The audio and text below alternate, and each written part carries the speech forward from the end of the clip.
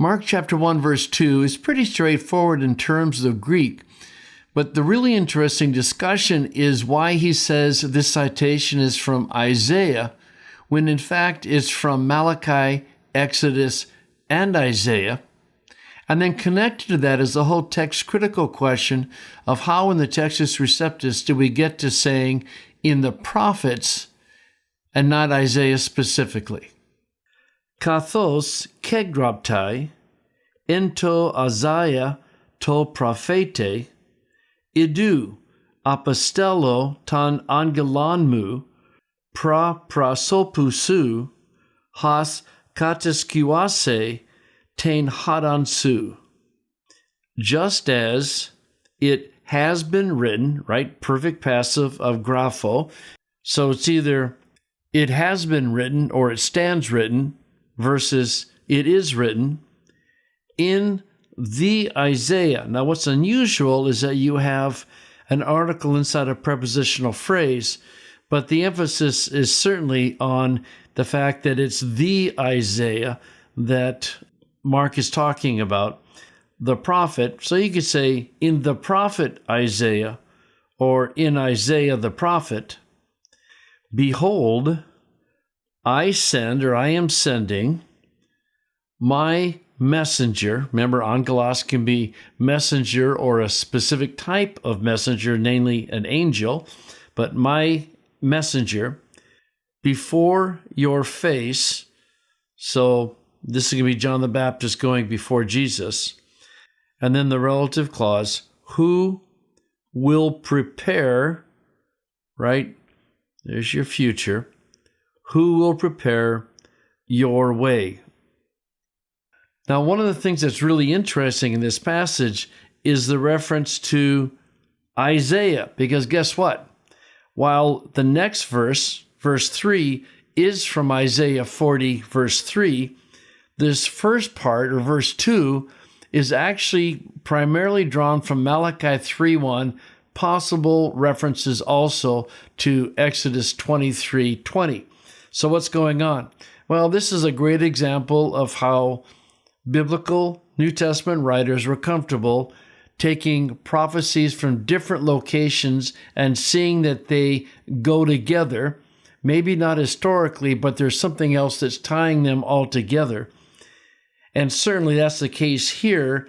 And as to whether you want to quote Malachi or Isaiah, Isaiah is much more the preeminent prophet, and so probably his name gets included. But when you put those three prophecies together, it's interesting. They all have to do with God's protection of his people. So in Exodus 23:20, it's a promise to keep Israel safe as they go out in their exodus. In Isaiah 43, it's the promise that they will return from exile and God will be with them.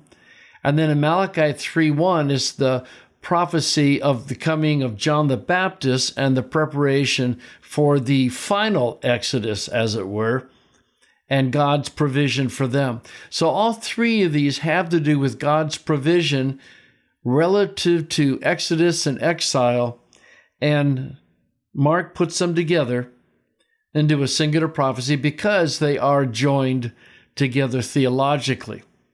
This does explain also the King James variant, which says, just as it was written in the prophets.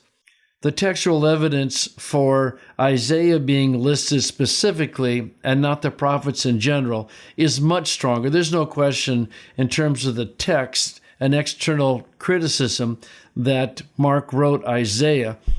But you also have the basic rule of the more difficult reading, or which reading would give rise to another. Is it more conceivable that the scribes would see Isaiah and change it to the prophets to take care of this problem of Malachi, Exodus, and Isaiah?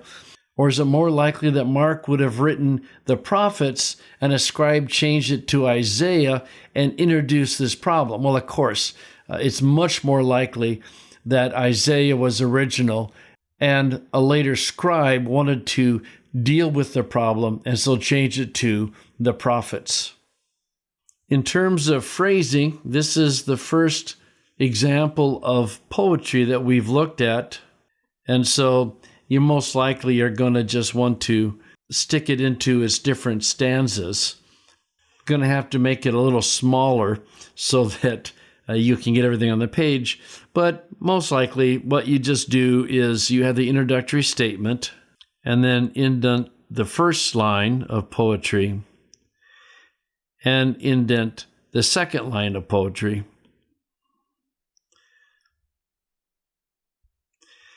And you probably would want to connect the relative pronoun back to its antecedent. The other way, of course, you could do it is that you could take the relative clause and indent it under angelan, but I like to keep the structure of the poetry clear.